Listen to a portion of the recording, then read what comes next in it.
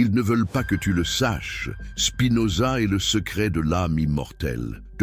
Spinoza est le secret de l'âme immortelle. Imaginez un instant qu'un homme du XVIIe siècle ait découvert le véritable secret de l'immortalité, non pas à travers des rituels mystiques ou des formules magiques, mais par la pure puissance de la raison humaine. Imaginez que ce secret soit si dangereux, si révolutionnaire, que les autorités religieuses de l'époque aient tout fait pour l'effacer de l'histoire. Et si je vous disais que cet homme s'appelait Baruch Spinoza et que son secret peut encore aujourd'hui transformer votre compréhension de la vie, de la mort et de ce que signifie vraiment être éternel? Mais avant de plonger dans cette histoire extraordinaire, j'ai une question pour vous.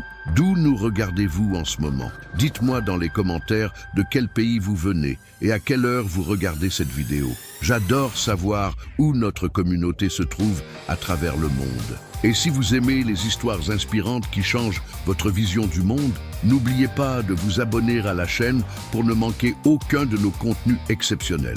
Oh, et si vous regardez sur votre téléphone, un petit pouce en l'air m'aiderait énormément à faire découvrir cette histoire incroyable à plus de personnes. Cela ne vous coûte rien, mais cela fait toute la différence pour notre communauté. Alors, qui était vraiment Baruch Spinoza? Pourquoi ces idées étaient-elles si dangereuses qu'on a voulu les faire disparaître? Et surtout, quel est ce secret de l'âme immortelle qui continue aujourd'hui encore de fasciner les plus grands penseurs du monde? L'homme qui défia Dieu et fut chassé du paradis. Nous sommes en 1632 à Amsterdam. Pouvez-vous imaginer cette ville bouillonnante d'activité, carrefour commercial de l'Europe où se mélangent les marchands, les artisans, les réfugiés de toute l'Europe?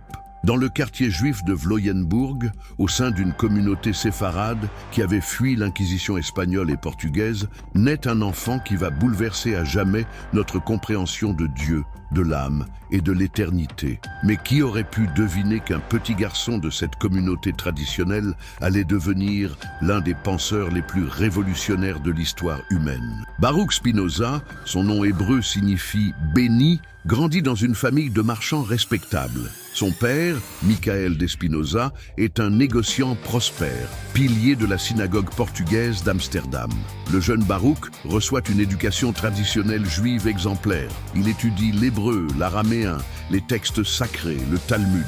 Ses maîtres le considèrent comme un prodige, un futur rabbin prometteur. Mais quelque chose d'étrange se produit dans l'esprit brillant de ce jeune homme. Avez-vous déjà ressenti cette sensation troublante quand une question vous obsède au point de remettre en cause tout ce que vous croyiez savoir? Car c'est exactement ce qui arrive à Spinoza. Plus il étudie les textes sacrés, plus des questions embarrassantes surgissent dans son esprit. Comment Moïse a-t-il pu écrire le récit de sa propre mort? Pourquoi trouve-t-on tant de contradictions dans la Bible? Ces textes qu'on lui présente comme la parole divine parfaite ne ressemblent-ils pas plutôt à des œuvres humaines, avec leurs imperfections, leurs anachronismes, leurs incohérences? Mais ce n'est pas tout. Le jeune Spinoza découvre les philosophes de son époque. Il lit Descartes, ce révolutionnaire français qui ose appliquer le doute méthodique à tout, même aux vérités religieuses. Il découvre les écrits de Hobbes, ce penseur anglais qui développe une vision matérialiste troublante de l'homme et de la société.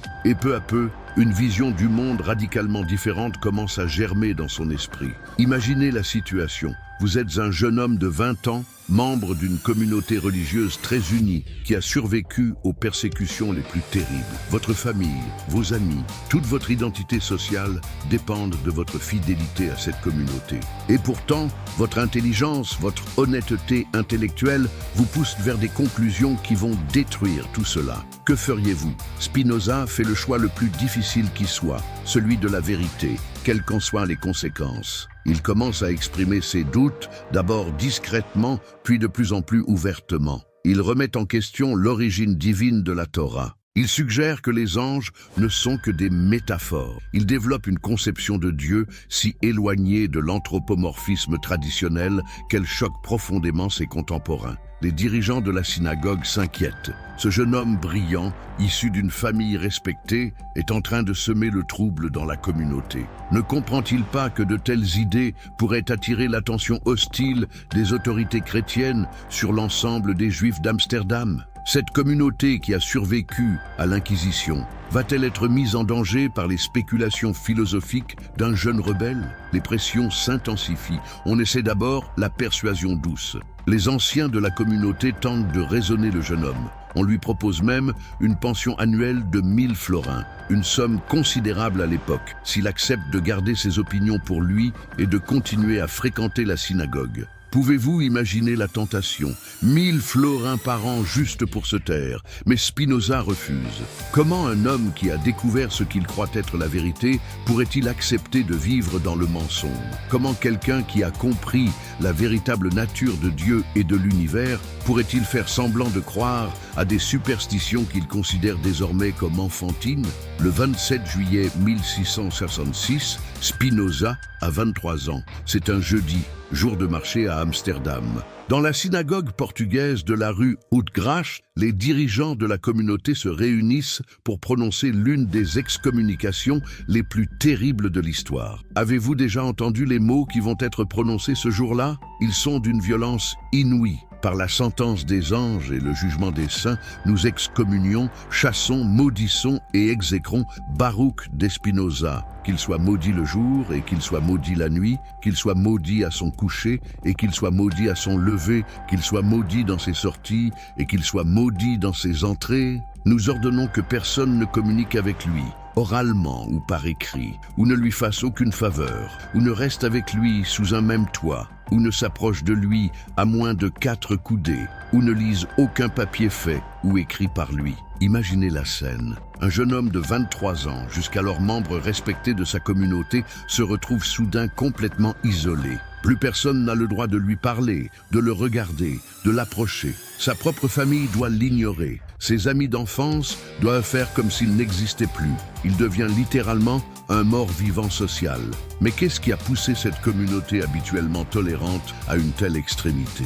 Car il faut comprendre que les Juifs séfarades d'Amsterdam n'étaient pas des fanatiques. Ils avaient l'habitude des débats théologiques, des discussions philosophiques. Alors, qu'est-ce qui était si dangereux dans les idées de Spinoza? La réponse est simple et terrifiante. Spinoza n'était pas en train de proposer une simple réforme de la religion juive. Il était en train de développer une vision du monde qui remettait en question les fondements même de toute religion organisée.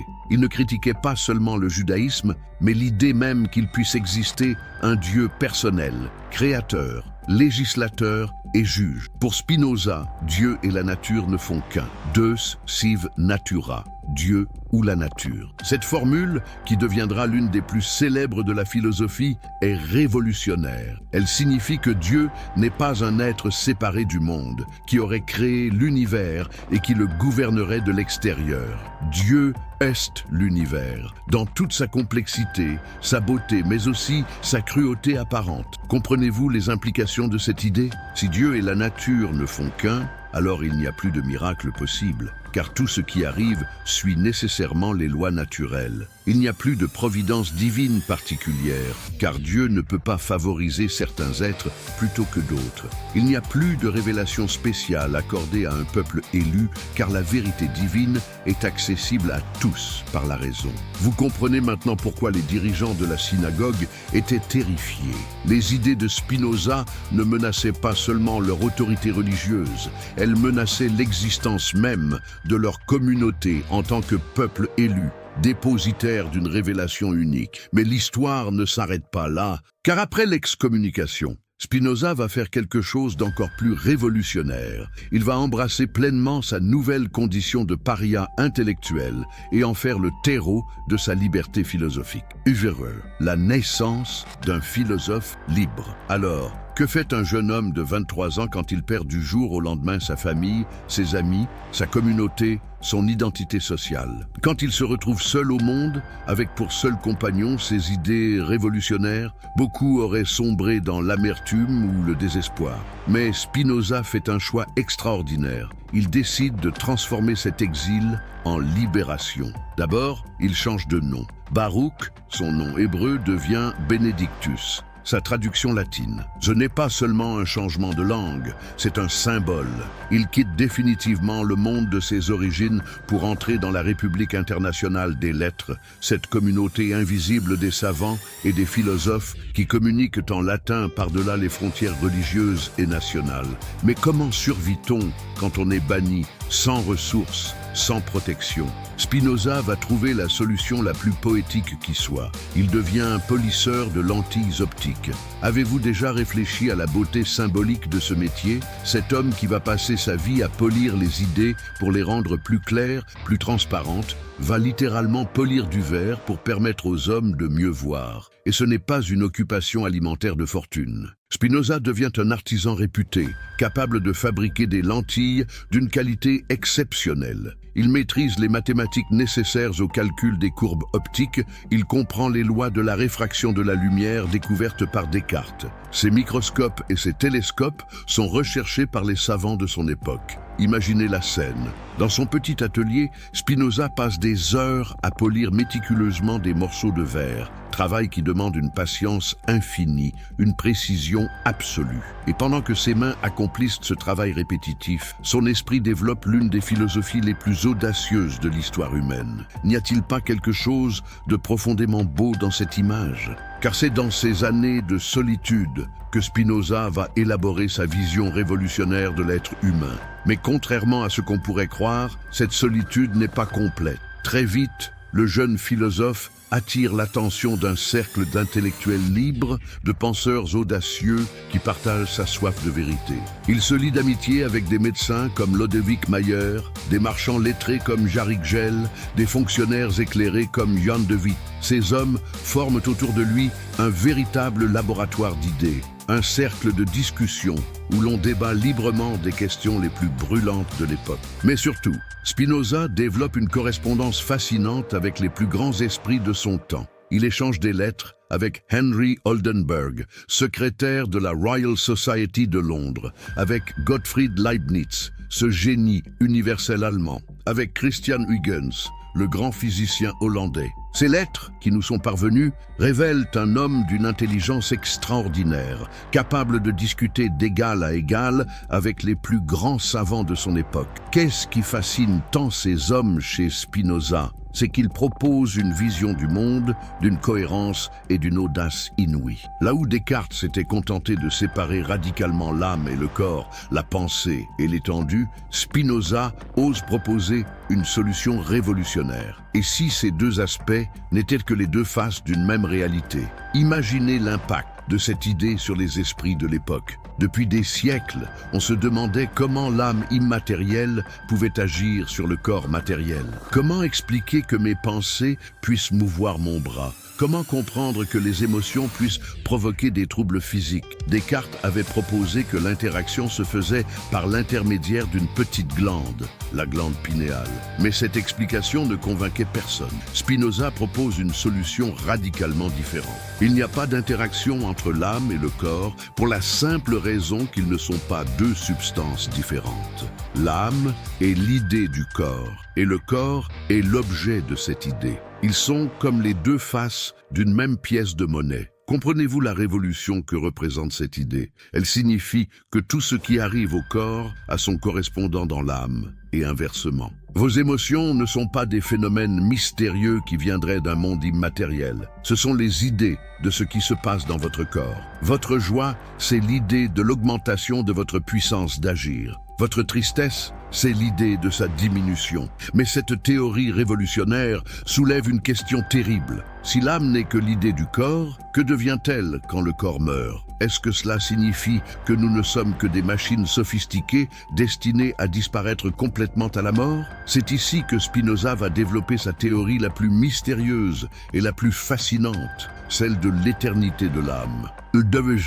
La révolution de l'esprit. Mais avant de révéler ce secret de l'éternité, Spinoza doit d'abord nous faire comprendre quelque chose de fondamental sur la nature de notre esprit. Car voyez-vous, nous vivons la plupart du temps dans l'illusion. Nous croyons être libres, nous croyons choisir nos actions, nos désirs, nos pensées. Mais sommes-nous vraiment libres?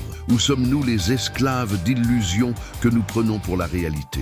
Pour Spinoza, la clé de la libération humaine réside dans la compréhension de ce qu'il appelle les 3 genres de connaissances. Imaginez que votre esprit soit comme un instrument capable de percevoir la réalité de 3 façons différentes, chacune vous donnant un accès plus ou moins fidèle à la vérité. Le premier genre de connaissance, c'est ce que Spinoza appelle l'imagination ou l'opinion. C'est la façon dont nous percevons spontanément le monde à travers nos sens et nos expériences personnelles. Quand vous voyez le soleil se lever à l'horizon, votre imagination vous dit que le soleil tourne autour de la Terre. Quand quelqu'un vous insulte et que vous ressentez de la colère, votre imagination vous dit que cette personne est la cause de votre colère. Mais ce premier niveau de connaissance est trompeur. Il nous donne des idées confuses, inadéquates, qui ne correspondent pas à la réalité des choses. Avez-vous déjà remarqué comme nos premières impressions sont souvent fausses, comme nos préjugés, nos peurs, nos espoirs colorent notre perception de la réalité?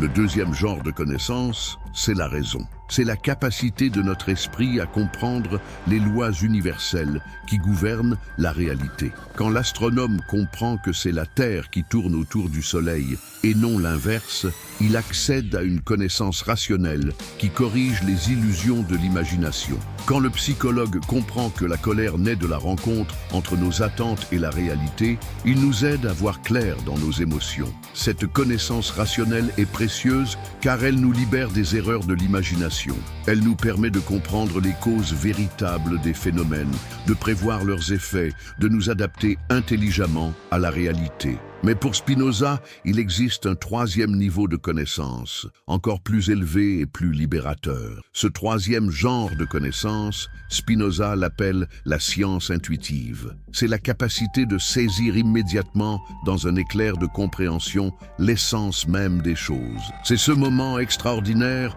où d'un coup tout s'éclaire, où les pièces du puzzle se mettent en place, où l'on comprend non seulement comment les choses fonctionnent, mais pourquoi elles ne pouvaient pas être autrement. Avez-vous déjà vécu ces moments de révélation où soudain tout devient lumineux? Ces instants où vous comprenez d'un seul coup la solution d'un problème qui vous tourmentait depuis longtemps? Ces épiphanies où la beauté d'une œuvre d'art, la vérité d'une idée philosophique, l'élégance d'une démonstration mathématique vous saisissent avec une évidence fulgurante? C'est cela la connaissance intuitive selon Spinoza. Et c'est dans cette forme suprême de connaissance que réside le secret de l'éternité de l'âme. Car voyez-vous, quand notre esprit accède à cette compréhension intuitive, il ne fait plus qu'un avec la vérité éternelle qu'il saisit. Il participe de l'éternité même de cette vérité. Mais que signifie exactement cette participation à l'éternité? Spinoza nous dit quelque chose d'extraordinaire. Il existe dans notre âme une partie qui est éternelle,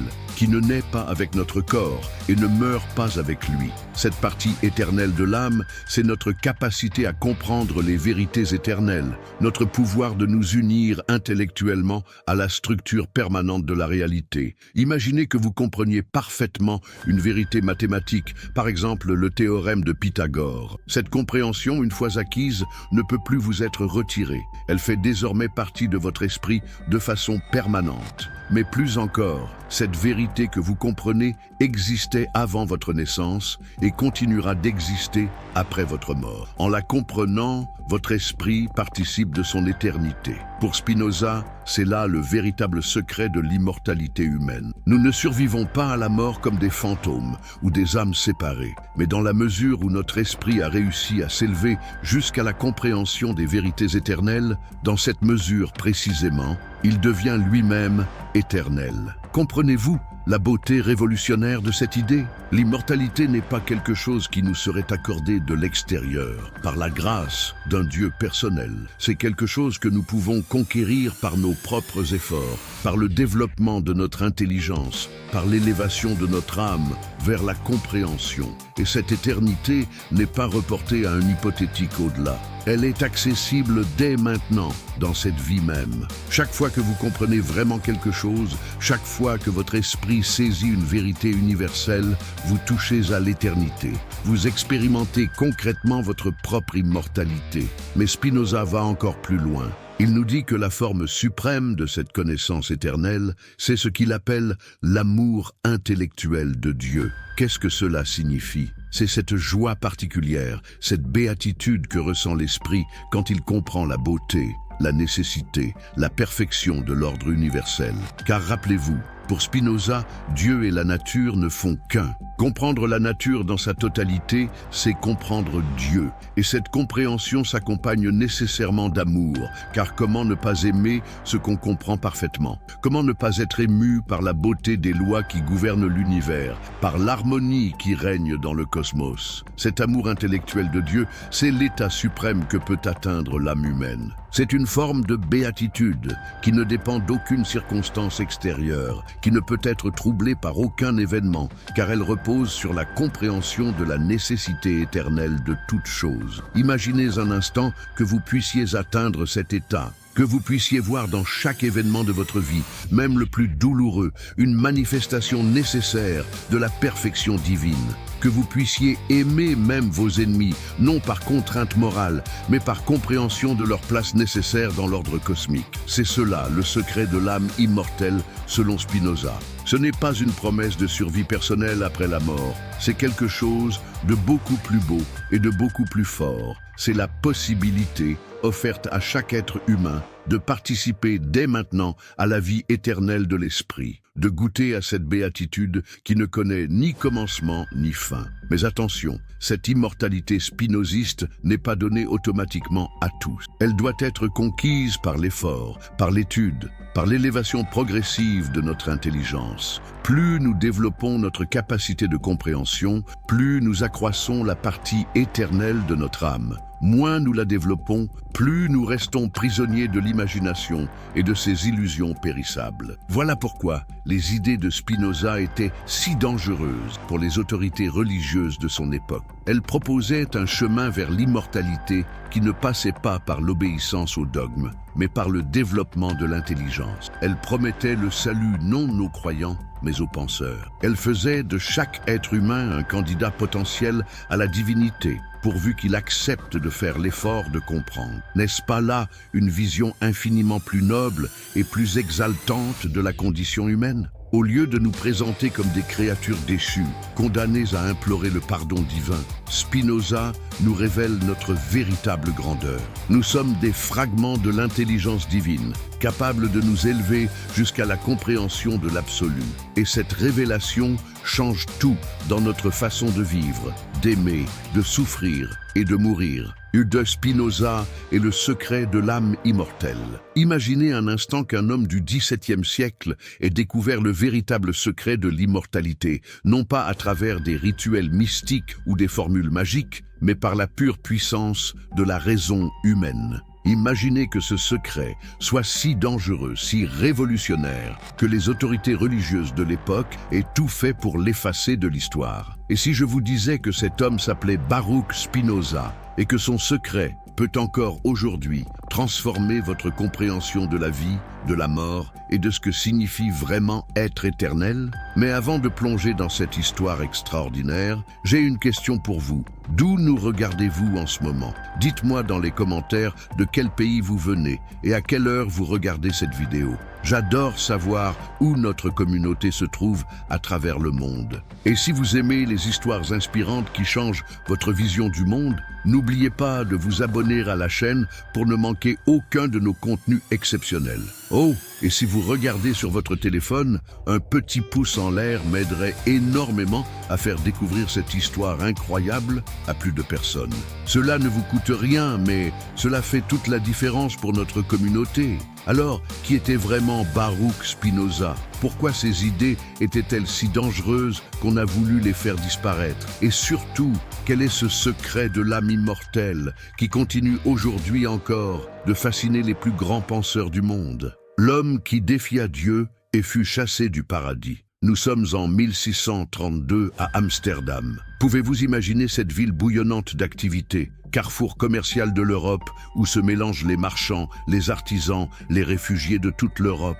Dans le quartier juif de Vloyenburg, au sein d'une communauté séfarade qui avait fui l'inquisition espagnole et portugaise, naît un enfant qui va bouleverser à jamais notre compréhension de Dieu, de l'âme et de l'éternité. Mais qui aurait pu deviner qu'un petit garçon de cette communauté traditionnelle allait devenir l'un des penseurs les plus révolutionnaires de l'histoire humaine? Baruch Spinoza, son nom hébreu signifie « béni », grandit dans une famille de marchands respectables. Son père, Michael de Spinoza, est un négociant prospère, pilier de la synagogue portugaise d'Amsterdam. Le jeune Baruch reçoit une éducation traditionnelle juive exemplaire. Il étudie l'hébreu, l'araméen, les textes sacrés, le Talmud. Ses maîtres le considèrent comme un prodige, un futur rabbin prometteur. Mais quelque chose d'étrange se produit dans l'esprit brillant de ce jeune homme. Avez-vous déjà ressenti cette sensation troublante quand une question vous obsède au point de remettre en cause tout ce que vous croyiez savoir? Car c'est exactement ce qui arrive à Spinoza. Plus il étudie les textes sacrés, plus des questions embarrassantes surgissent dans son esprit. Comment Moïse a-t-il pu écrire le récit de sa propre mort? Pourquoi trouve-t-on tant de contradictions dans la Bible? Ces textes qu'on lui présente comme la parole divine parfaite ne ressemblent-ils pas plutôt à des œuvres humaines, avec leurs imperfections, leurs anachronismes, leurs incohérences? Mais ce n'est pas tout. Le jeune Spinoza découvre les philosophes de son époque. Il lit Descartes, ce révolutionnaire français qui ose appliquer le doute méthodique à tout, même aux vérités religieuses. Il découvre les écrits de Hobbes, ce penseur anglais qui développe une vision matérialiste troublante de l'homme et de la société. Et peu à peu, une vision du monde radicalement différente commence à germer dans son esprit. Imaginez la situation. Vous êtes un jeune homme de 20 ans, membre d'une communauté religieuse très unie, qui a survécu aux persécutions les plus terribles. Votre famille, vos amis, toute votre identité sociale dépendent de votre fidélité à cette communauté. Et pourtant, votre intelligence, votre honnêteté intellectuelle vous poussent vers des conclusions qui vont détruire tout cela. Que feriez-vous? Spinoza fait le choix le plus difficile qui soit, celui de la vérité, quelles qu'en soient les conséquences. Il commence à exprimer ses doutes, d'abord discrètement, puis de plus en plus ouvertement. Il remet en question l'origine divine de la Torah. Il suggère que les anges ne sont que des métaphores. Il développe une conception de Dieu si éloignée de l'anthropomorphisme traditionnel qu'elle choque profondément ses contemporains. Les dirigeants de la synagogue s'inquiètent. Ce jeune homme brillant, issu d'une famille respectée, est en train de semer le trouble dans la communauté. Ne comprend-il pas que de telles idées pourraient attirer l'attention hostile des autorités chrétiennes sur l'ensemble des Juifs d'Amsterdam? Cette communauté qui a survécu à l'Inquisition va-t-elle être mise en danger par les spéculations philosophiques d'un jeune rebelle? Les pressions s'intensifient. On essaie d'abord la persuasion douce. Les anciens de la communauté tentent de raisonner le jeune homme. On lui propose même une pension annuelle de 1000 florins, une somme considérable à l'époque, s'il accepte de garder ses opinions pour lui et de continuer à fréquenter la synagogue. Pouvez-vous imaginer la tentation? 1000 florins par an juste pour se taire. Mais Spinoza refuse. Comment un homme qui a découvert ce qu'il croit être la vérité pourrait-il accepter de vivre dans le mensonge? Comment quelqu'un qui a compris la véritable nature de Dieu et de l'univers pourrait-il faire semblant de croire à des superstitions qu'il considère désormais comme enfantines? Le 27 juillet 1666, Spinoza a 23 ans. C'est un jeudi, jour de marché à Amsterdam. Dans la synagogue portugaise de la rue Uitgracht, les dirigeants de la communauté se réunissent pour prononcer l'une des excommunications les plus terribles de l'histoire. Avez-vous déjà entendu les mots qui vont être prononcés ce jour-là? Ils sont d'une violence inouïe. Par la sentence des anges et le jugement des saints, nous excommunions, chassons, maudissons et exécrons Baruch de Spinoza, qu'il soit maudit le jour et qu'il soit maudit la nuit, qu'il soit maudit à son coucher et qu'il soit maudit à son lever, qu'il soit maudit dans ses sorties et qu'il soit maudit dans ses entrées. Nous ordonnons que personne ne communique avec lui, oralement ou par écrit, ou ne lui fasse aucune faveur, ou ne reste avec lui sous un même toit, ou ne s'approche de lui à moins de 4 coudées, ou ne lise aucun papier fait ou écrit par lui. Imaginez la scène. Un jeune homme de 23 ans, jusqu'alors membre respecté de sa communauté, se retrouve soudain complètement isolé. Plus personne n'a le droit de lui parler, de le regarder, de l'approcher. Sa propre famille doit l'ignorer. Ses amis d'enfance doivent faire comme s'il n'existait plus. Il devient littéralement un mort-vivant social. Mais qu'est-ce qui a poussé cette communauté habituellement tolérante à une telle extrémité? Car il faut comprendre que les Juifs séfarades d'Amsterdam n'étaient pas des fanatiques. Ils avaient l'habitude des débats théologiques, des discussions philosophiques.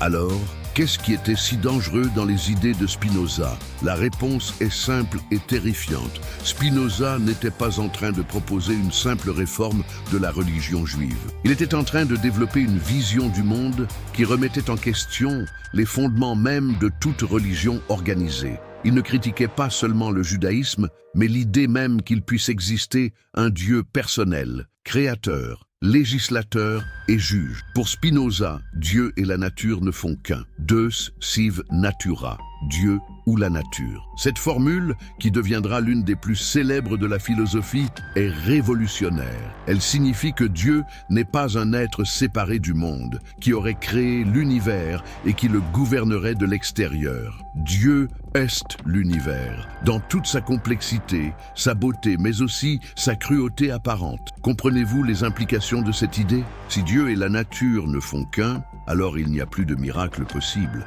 car tout ce qui arrive suit nécessairement les lois naturelles. Il n'y a plus de providence divine particulière, car Dieu ne peut pas favoriser certains êtres plutôt que d'autres. Il n'y a plus de révélation spéciale accordée à un peuple élu, car la vérité divine est accessible à tous par la raison. Vous comprenez maintenant pourquoi les dirigeants de la synagogue étaient terrifiés. Les idées de Spinoza ne menaçaient pas seulement leur autorité religieuse, elles menaçaient l'existence même de leur communauté en tant que peuple élu, dépositaire d'une révélation unique. Mais l'histoire ne s'arrête pas là, car après l'excommunication, Spinoza va faire quelque chose d'encore plus révolutionnaire. Il va embrasser pleinement sa nouvelle condition de paria intellectuel et en faire le terreau de sa liberté philosophique. Uvereux, la naissance d'un philosophe libre. Alors, que fait un jeune homme de 23 ans quand il perd du jour au lendemain sa famille, ses amis, sa communauté, son identité sociale? Quand il se retrouve seul au monde, avec pour seul compagnon ses idées révolutionnaires, beaucoup auraient sombré dans l'amertume ou le désespoir. Mais Spinoza fait un choix extraordinaire. Il décide de transformer cet exil en libération. D'abord, il change de nom. Baruch, son nom hébreu, devient Benedictus, sa traduction latine. Ce n'est pas seulement un changement de langue, c'est un symbole. Il quitte définitivement le monde de ses origines pour entrer dans la République internationale des lettres, cette communauté invisible des savants et des philosophes qui communiquent en latin par-delà les frontières religieuses et nationales. Mais comment survit-on quand on est banni, sans ressources, sans protection? Spinoza va trouver la solution la plus poétique qui soit. Il devient un polisseur de lentilles optiques. Avez-vous déjà réfléchi à la beauté symbolique de ce métier? Cet homme qui va passer sa vie à polir les idées pour les rendre plus claires, plus transparentes, va littéralement polir du verre pour permettre aux hommes de mieux voir. Et ce n'est pas une occupation alimentaire de fortune. Spinoza devient un artisan réputé, capable de fabriquer des lentilles d'une qualité exceptionnelle. Il maîtrise les mathématiques nécessaires au calcul des courbes optiques, il comprend les lois de la réfraction de la lumière découvertes par Descartes. Ses microscopes et ses télescopes sont recherchés par les savants de son époque. Imaginez la scène. Dans son petit atelier, Spinoza passe des heures à polir méticuleusement des morceaux de verre, travail qui demande une patience infinie, une précision absolue. Et pendant que ses mains accomplissent ce travail répétitif, son esprit développe l'une des philosophies les plus audacieuses de l'histoire humaine. N'y a-t-il pas quelque chose de profondément beau dans cette image? Car c'est dans ces années de solitude que Spinoza va élaborer sa vision révolutionnaire de l'être humain. Mais contrairement à ce qu'on pourrait croire, cette solitude n'est pas complète. Très vite, le jeune philosophe attire l'attention d'un cercle d'intellectuels libres, de penseurs audacieux qui partagent sa soif de vérité. Il se lie d'amitié avec des médecins comme Lodewijk Mayer, des marchands lettrés comme Jarik Gell, des fonctionnaires éclairés comme Jan de Witt. Ces hommes forment autour de lui un véritable laboratoire d'idées, un cercle de discussion où l'on débat librement des questions les plus brûlantes de l'époque. Mais surtout, Spinoza développe une correspondance fascinante avec les plus grands esprits de son temps. Il échange des lettres avec Henry Oldenburg, secrétaire de la Royal Society de Londres, avec Gottfried Leibniz, ce génie universel allemand, avec Christian Huygens, le grand physicien hollandais. Ces lettres, qui nous sont parvenues, révèlent un homme d'une intelligence extraordinaire, capable de discuter d'égal à égal avec les plus grands savants de son époque. Qu'est-ce qui fascine tant ces hommes chez Spinoza ? C'est qu'il propose une vision du monde, d'une cohérence et d'une audace inouïe. Là où Descartes s'était contenté de séparer radicalement l'âme et le corps,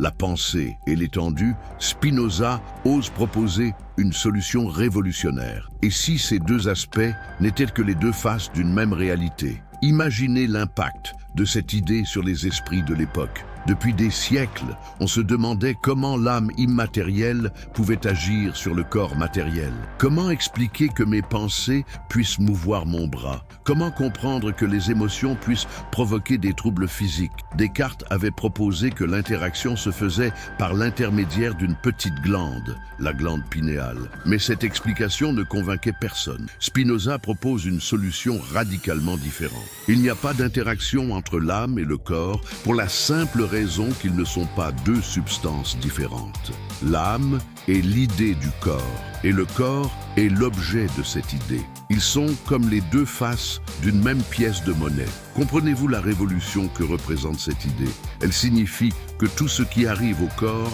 a son correspondant dans l'âme et inversement. Vos émotions ne sont pas des phénomènes mystérieux qui viendraient d'un monde immatériel. Ce sont les idées de ce qui se passe dans votre corps. Votre joie, c'est l'idée de l'augmentation de votre puissance d'agir. Votre tristesse, c'est l'idée de sa diminution. Mais cette théorie révolutionnaire soulève une question terrible. Si l'âme n'est que l'idée du corps, que devient-elle quand le corps meurt? Est-ce que cela signifie que nous ne sommes que des machines sophistiquées destinées à disparaître complètement à la mort? C'est ici que Spinoza va développer sa théorie la plus mystérieuse et la plus fascinante, celle de l'éternité de l'âme. La révolution de l'esprit. Mais avant de révéler ce secret de l'éternité, Spinoza doit d'abord nous faire comprendre quelque chose de fondamental sur la nature de notre esprit. Car voyez-vous, nous vivons la plupart du temps dans l'illusion. Nous croyons être libres, nous croyons choisir nos actions, nos désirs, nos pensées.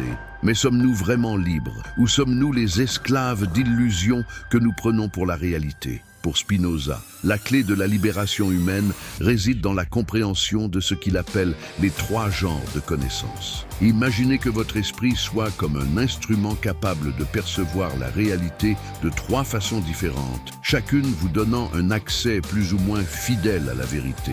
Le premier genre de connaissance, c'est ce que Spinoza appelle l'imagination ou l'opinion. C'est la façon dont nous percevons spontanément le monde à travers nos sens et nos expériences personnelles. Quand vous voyez le soleil se lever à l'horizon, votre imagination vous dit que le soleil tourne autour de la Terre. Quand quelqu'un vous insulte et que vous ressentez de la colère, votre imagination vous dit que cette personne est la cause de votre colère. Mais ce premier niveau de connaissance est trompeur. Il nous donne des idées confuses, inadéquates, qui ne correspondent pas à la réalité des choses. Avez-vous déjà remarqué comme nos premières impressions sont souvent fausses ? Comme nos préjugés, nos peurs, nos espoirs colorent notre perception de la réalité. Le deuxième genre de connaissance, c'est la raison. C'est la capacité de notre esprit à comprendre les lois universelles qui gouvernent la réalité. Quand l'astronome comprend que c'est la Terre qui tourne autour du Soleil et non l'inverse, il accède à une connaissance rationnelle qui corrige les illusions de l'imagination. Quand le psychologue comprend que la colère naît de la rencontre entre nos attentes et la réalité, il nous aide à voir clair dans nos émotions. Cette connaissance rationnelle est précieuse car elle nous libère des erreurs de l'imagination. Elle nous permet de comprendre les causes véritables des phénomènes, de prévoir leurs effets, de nous adapter intelligemment à la réalité. Mais pour Spinoza, il existe un troisième niveau de connaissance, encore plus élevé et plus libérateur. Ce troisième genre de connaissance, Spinoza l'appelle la science intuitive. C'est la capacité de saisir immédiatement, dans un éclair de compréhension, l'essence même des choses. C'est ce moment extraordinaire où d'un coup tout s'éclaire, où les pièces du puzzle se mettent en place, où l'on comprend non seulement comment les choses fonctionnent, mais pourquoi elles ne pouvaient pas être autrement. Avez-vous déjà vécu ces moments de révélation où soudain tout devient lumineux? Ces instants où vous comprenez d'un seul coup la solution d'un problème qui vous tourmentait depuis longtemps, ces épiphanies où la beauté d'une œuvre d'art, la vérité d'une idée philosophique, l'élégance d'une démonstration mathématique vous saisissent avec une évidence fulgurante. C'est cela la connaissance intuitive selon Spinoza. Et c'est dans cette forme suprême de connaissance que réside le secret de l'éternité de l'âme. Car voyez-vous, quand notre esprit accède à cette compréhension intuitive, il ne fait plus qu'un avec la vérité éternelle qu'il saisit.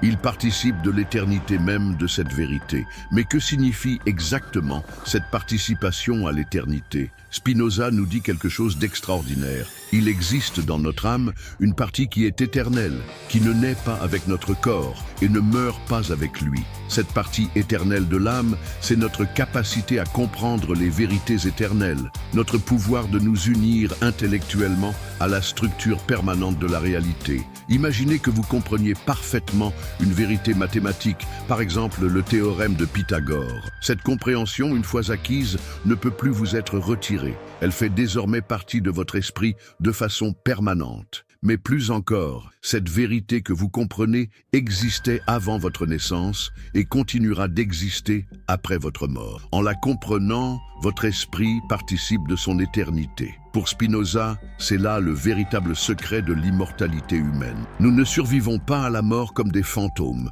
ou des âmes séparées, mais dans la mesure où notre esprit a réussi à s'élever jusqu'à la compréhension des vérités éternelles, dans cette mesure précisément, il devient lui-même éternel. Comprenez-vous la beauté révolutionnaire de cette idée? L'immortalité n'est pas quelque chose qui nous serait accordé de l'extérieur, par la grâce d'un Dieu personnel. C'est quelque chose que nous pouvons conquérir par nos propres efforts, par le développement de notre intelligence, par l'élévation de notre âme vers la compréhension.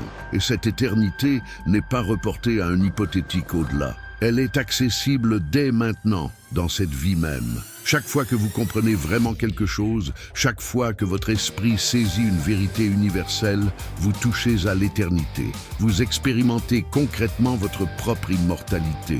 Mais Spinoza va encore plus loin. Il nous dit que la forme suprême de cette connaissance éternelle, c'est ce qu'il appelle l'amour intellectuel de Dieu. Qu'est-ce que cela signifie?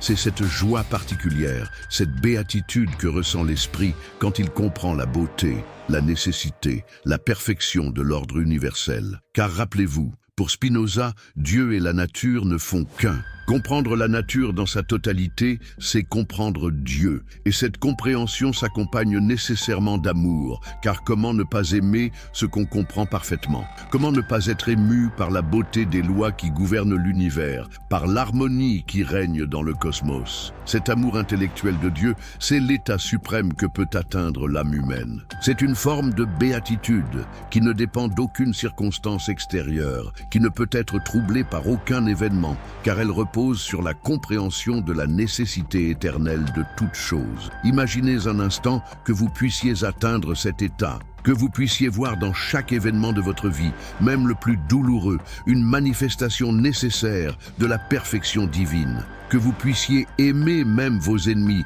non par contrainte morale, mais par compréhension de leur place nécessaire dans l'ordre cosmique. C'est cela, le secret de l'âme immortelle, selon Spinoza. Ce n'est pas une promesse de survie personnelle après la mort, c'est quelque chose de beaucoup plus beau et de beaucoup plus fort. C'est la possibilité offerte à chaque être humain de participer dès maintenant à la vie éternelle de l'esprit, de goûter à cette béatitude qui ne connaît ni commencement ni fin. Mais attention, cette immortalité spinoziste n'est pas donnée automatiquement à tous. Elle doit être conquise par l'effort, par l'étude, par l'élévation progressive de notre intelligence. Plus nous développons notre capacité de compréhension, plus nous accroissons la partie éternelle de notre âme. Moins nous la développons, plus nous restons prisonniers de l'imagination et de ses illusions périssables. Voilà pourquoi les idées de Spinoza étaient si dangereuses pour les autorités religieuses de son époque. Elles proposaient un chemin vers l'immortalité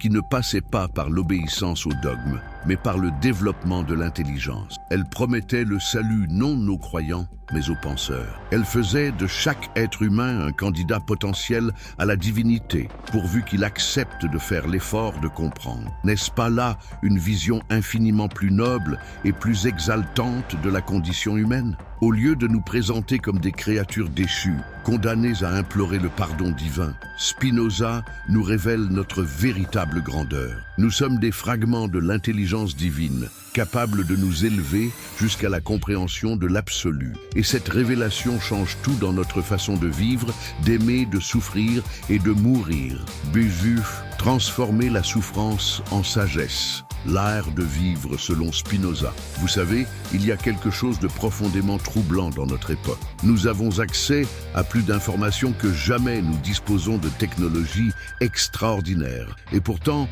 nous semblons plus anxieux, plus déprimés, plus perdus que nos ancêtres. Pourquoi ? Peut-être parce que nous avons oublié les leçons essentielles que des hommes comme Spinoza nous ont léguées il y a plus de 3 siècles. Avant de poursuivre cette histoire fascinante, j'aimerais savoir d'où regardez-vous cette vidéo en ce moment? Quel pays, quelle ville et surtout, quelle heure est-il chez vous? J'adore cette idée que nous partageons ensemble, en temps réel, ces réflexions intemporelles. Et si cette histoire vous passionne autant qu'elle me passionne, à vous la raconter, n'oubliez pas de vous abonner pour ne manquer aucune de nos explorations philosophiques. D'ailleurs, si vous regardez sur votre téléphone, un petit like ferait vraiment plaisir et aiderait cette vidéo à toucher plus de personnes qui pourraient avoir besoin d'entendre ces idées révolutionnaires. Alors, comment Spinoza nous propose-t-il de transformer notre existence quotidienne grâce à sa compréhension révolutionnaire de l'âme humaine? Comment ces découvertes sur l'éternité de l'esprit peuvent-elles nous aider à vivre mieux, ici et maintenant? Pour comprendre cela, nous devons d'abord saisir comment Spinoza révolutionne notre compréhension des émotions humaines. Car voyez-vous, la plupart d'entre nous vivons nos émotions comme des forces mystérieuses qui s'abattent sur nous sans prévenir. Un jour nous sommes joyeux, le lendemain mélancoliques, et nous ne savons pas vraiment pourquoi. Nous subissons nos colères, nos peurs, nos tristesses comme des calamités naturelles contre lesquelles nous serions impuissants. Mais Spinoza nous révèle quelque chose d'extraordinaire. Nos émotions ne sont pas des mystères insondables. Elles obéissent à des lois aussi précises que celles qui gouvernent le mouvement des planètes. Et une fois que nous comprenons ces lois, nous pouvons commencer à reprendre le contrôle de notre vie émotionnelle. Imaginez un instant cette révélation. Vous n'êtes plus condamné à subir passivement vos états d'âme. Vous pouvez les comprendre, les analyser et même les transformer. N'est-ce pas là une perspective libératrice extraordinaire? Pour Spinoza, toute émotion est fondamentalement une idée. Quand vous ressentez de la joie, c'est que votre esprit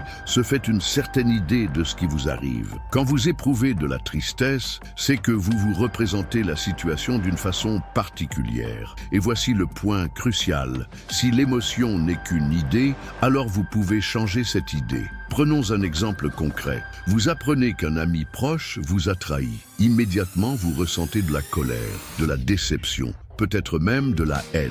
Selon l'approche traditionnelle, ces émotions seraient parfaitement justifiées et vous n'auriez qu'à les subir en attendant qu'elles passent. Mais Spinoza vous propose une approche révolutionnaire. Il vous dit « Examine l'idée qui est à la base de ta colère. Tu penses que ton ami aurait dû agir autrement, mais pourquoi aurait-il dû ?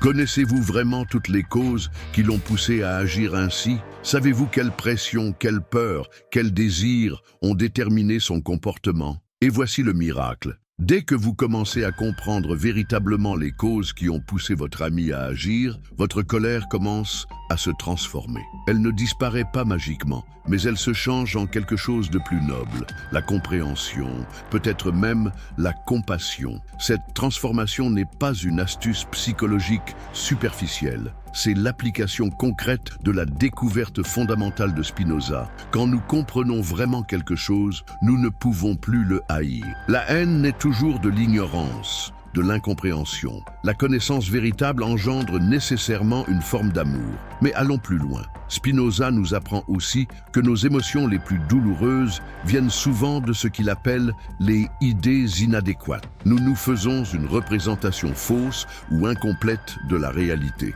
Et cette représentation erronée génère de la souffrance. Par exemple, vous souffrez peut-être de ne pas être aimé comme vous le voudriez. Mais examinez cette souffrance. Ne repose-t-elle pas sur l'idée inadéquate que vous avez droit à l'amour des autres, que votre bonheur dépend de leur approbation, que votre valeur se mesure à l'affection qu'on vous porte? Spinoza vous invite à remplacer ces idées inadéquates par des idées plus justes. Votre valeur ne dépend pas du jugement d'autrui, mais de votre propre effort pour développer vos capacités, pour comprendre le monde, pour devenir plus sage et plus libre. L'amour véritable ne peut pas être exigé ou mendié. Il ne peut que naître spontanément de la reconnaissance de la beauté et de la grandeur de l'autre. Cette approche révolutionnaire des émotions était déjà révolutionnaire au XVIIe siècle, mais elle l'est encore plus aujourd'hui. Car nous vivons dans une société qui nous encourage constamment à cultiver nos émotions négatives, nos ressentiments, nos victimisations.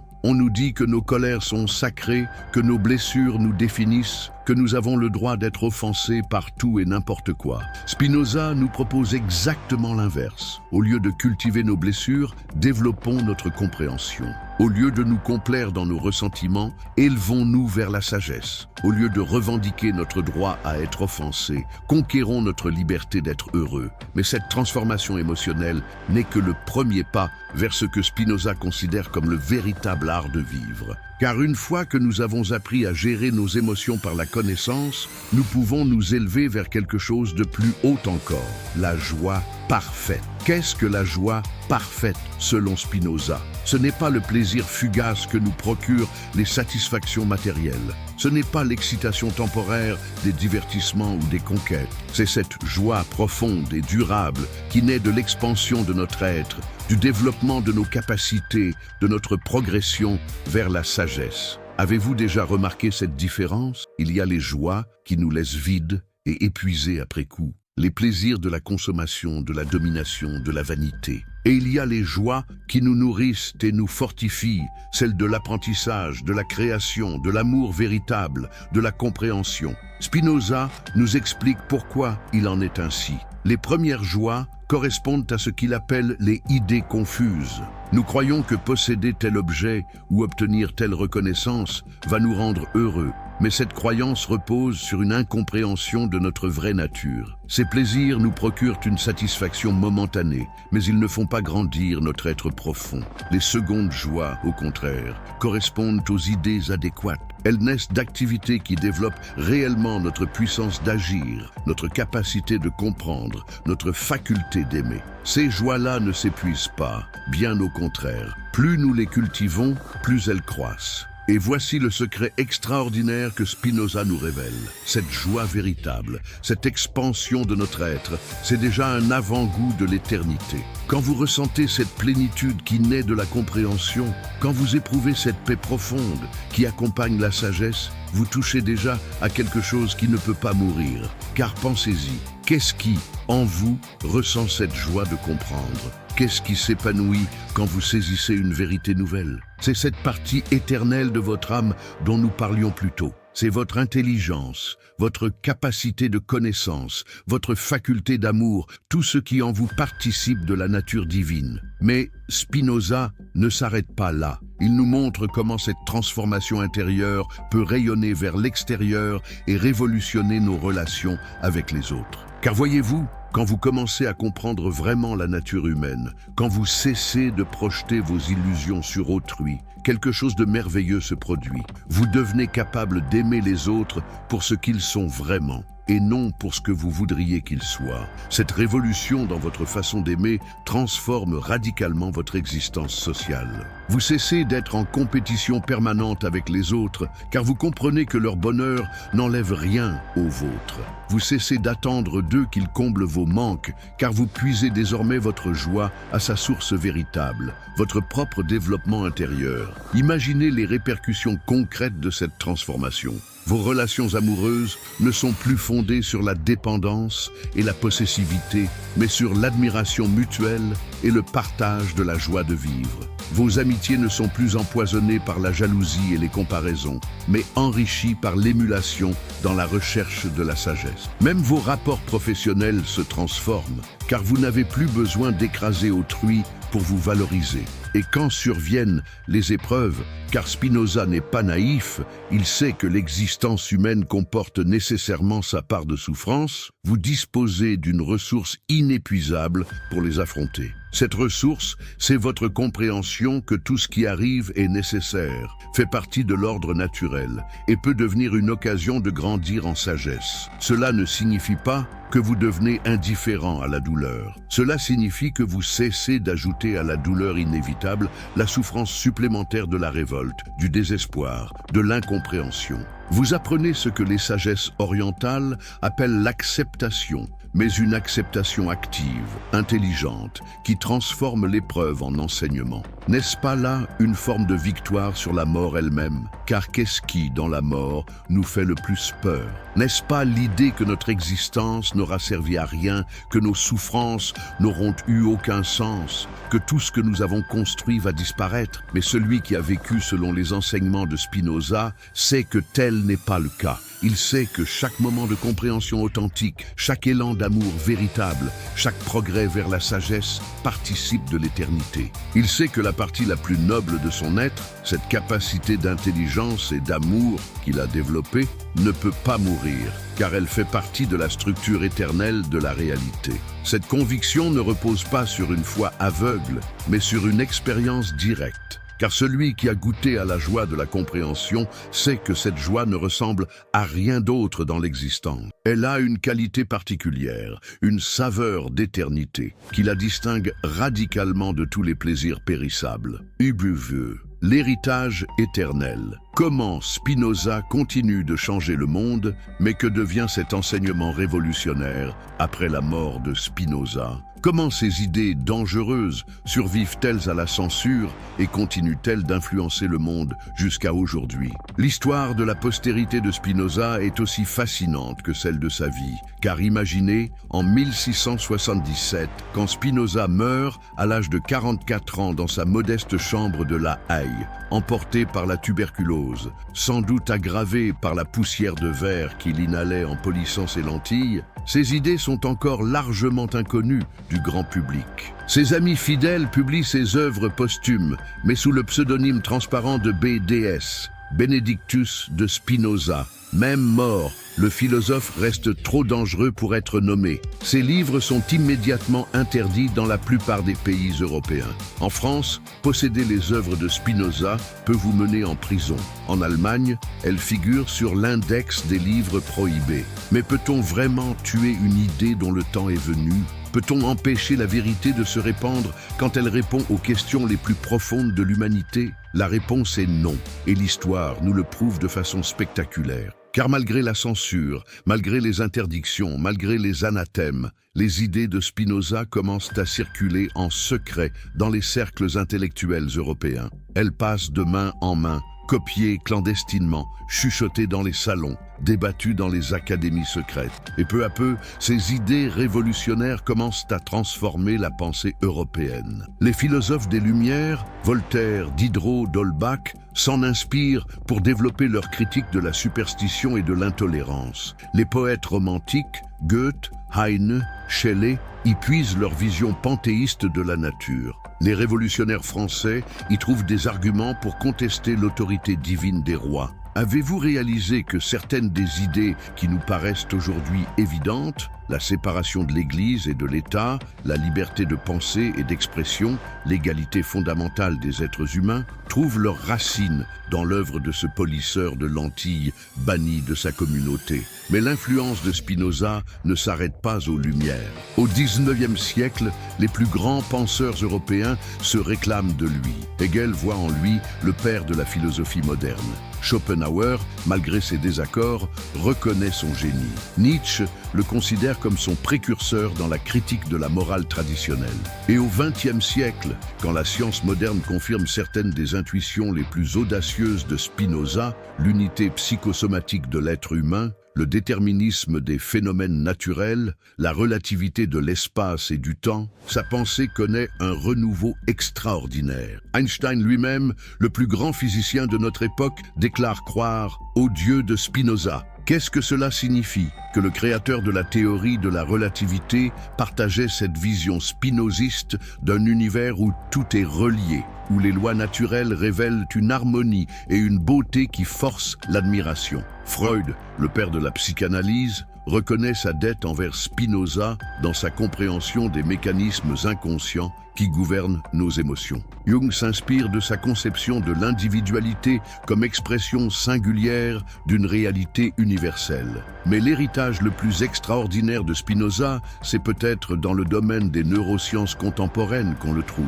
Car que découvrent aujourd'hui les scientifiques qui étudient le cerveau? Exactement ce que Spinoza avait compris intuitivement il y a plus de 3 siècles. L'esprit et le corps ne sont pas deux entités séparées, mais deux aspects d'une même réalité. Quand un neuroscientifique observe l'activité cérébrale d'une personne qui ressent une émotion, il voit littéralement l'idée du corps dont parlait Spinoza.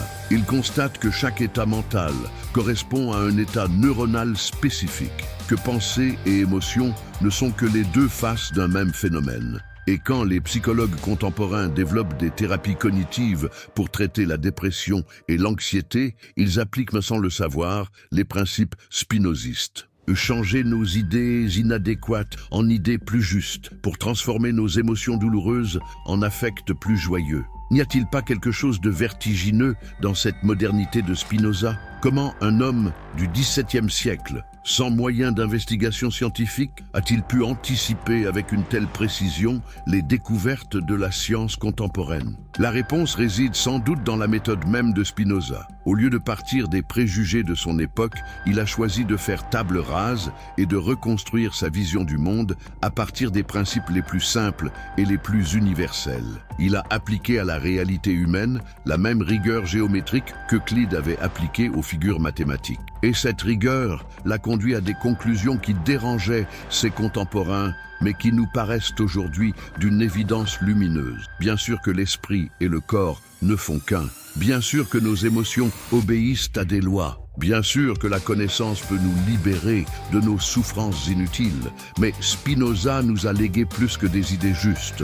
Il nous a montré par son exemple qu'il est possible de vivre selon ses idées, de transformer sa propre existence par la force de la pensée. Lui qui avait perdu sa famille, sa communauté, sa sécurité sociale, a réussi à construire une vie de sérénité et de joie profonde. Ses contemporains témoignent de sa bienveillance, de sa générosité, de sa gaieté naturelle. Cet homme qui avait développé la philosophie la plus rigoureuse de son époque était aussi capable de jouer avec les enfants de ses voisins, de s'amuser à regarder des combats d'araignées, de conseiller ses amis avec une sagesse pleine de tendresse. N'est-ce pas là la plus belle confirmation de ces théories? Cet homme qui avait compris que la vraie joie naît de la compréhension vivait effectivement dans la joie. Celui qui enseignait que l'amour intellectuel de Dieu est la forme suprême de la béatitude rayonnait effectivement de cette béatitude. Et aujourd'hui encore, plus de 3 siècles après sa mort,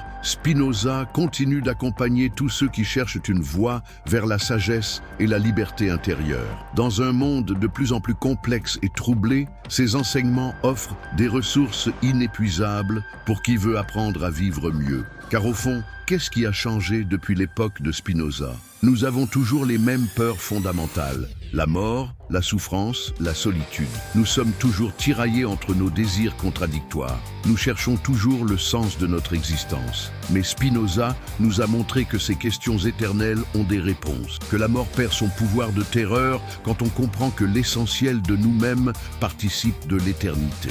Que la souffrance peut être transformée en sagesse quand on apprend à en comprendre les causes.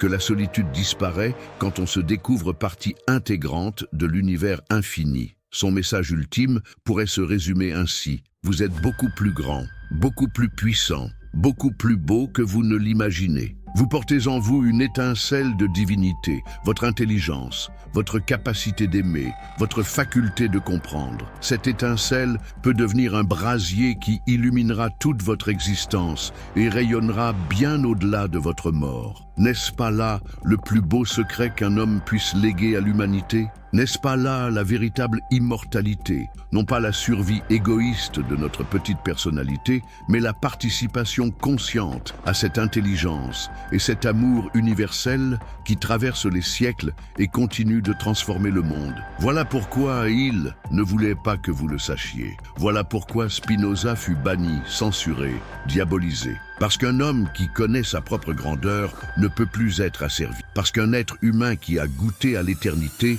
ne peut plus avoir peur de la mort. Parce qu'une âme qui a compris sa nature divine ne peut plus se contenter des consolations illusoires qu'on veut lui vendre.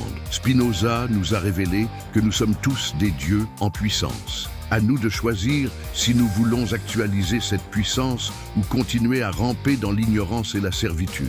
Le secret de l'âme immortelle, c'est qu'elle est déjà là, en vous, qui attend d'être découverte. La question n'est pas de savoir si vous survivrez à la mort, mais de savoir si vous allez enfin commencer à vivre vraiment, dès maintenant, dans la pleine conscience de votre éternité. Et vous, qu'allez-vous choisir? Allez-vous rester prisonnier des illusions qui vous diminuent ou allez-vous oser découvrir la grandeur qui est en vous? L'enseignement de Spinoza est là, disponible, inépuisable. Il ne tient qu'à vous de vous en emparer et de transformer votre existence. Car c'est cela finalement le véritable héritage de Baruch Spinoza. Non pas un système philosophique abstrait, mais une invitation pressante à devenir enfin ce que vous êtes vraiment, des êtres libres, joyeux et éternels. Nous sentimo et experimur nos eternos es. Nous sentons et expérimentons que nous sommes éternels. Cette phrase de Spinoza n'était pas une promesse pour l'au-delà,